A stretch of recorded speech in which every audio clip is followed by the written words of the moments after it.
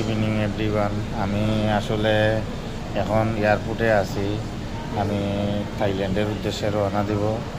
আর Thailand যদি যেতে হয় তাইলে এখন বর্তমানে থাইল্যান্ডের ভিসা দিতে অনেকটা দেরি করে, প্রায় 30 থেকে 40 দিন। তাই সবসময় চেষ্টা করবেন হাতে সময় নিয়ে ভিসা করার জন্য। ভিসা করার পরে অন্ততপক্ষে 1 থেকে 1.5 মাস আগে এয়ার টিকিটটা কাটবেন, তখন এয়ার টিকিটের মূল্যটা কিছুটা কম হবে। তাই চেষ্টা করবেন। আর বিশেষ করে লোকে আমার বিমান এয়ার টিকিটটা কাটছি প্রায় 1 সপ্তাহ আগে, তাই এয়ার টিকিটে বিশেষ করে ট্রানজিট দিয়ে যেতে হচ্ছে।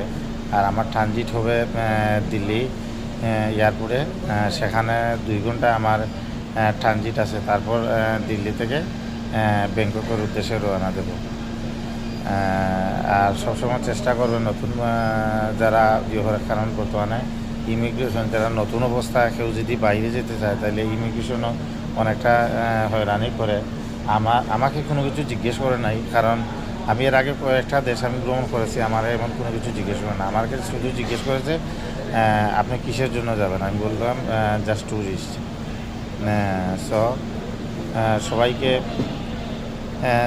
একটাই কথা বলার উদ্দেশ্য হলো গিয়া, আপনারা সবসময় চেষ্টা করবেন বর্তমানে ভিসাটা একটু সময় নিয়ে করার জন্য, কারণ অনেকের আবার সময়টা কম থাকে। তাই চেষ্টা করুন হলে ভিসাটা যেহেতু সময় নেয় অনেকটা বেশি, 30 থেকে 40 দিন, তাই সবসময় আগে একটা সময় নিয়ে ভিসা প্রসেসিং করে থাকবেন। তারপর যখন ভিসা পেয়ে যাবেন তখন আপনারা এয়ার টিকিট অন্ততপক্ষে 1 থেকে 1.5 মাস আগে কাটবেন, তখন ভিসার মূল্যটা কম হবে।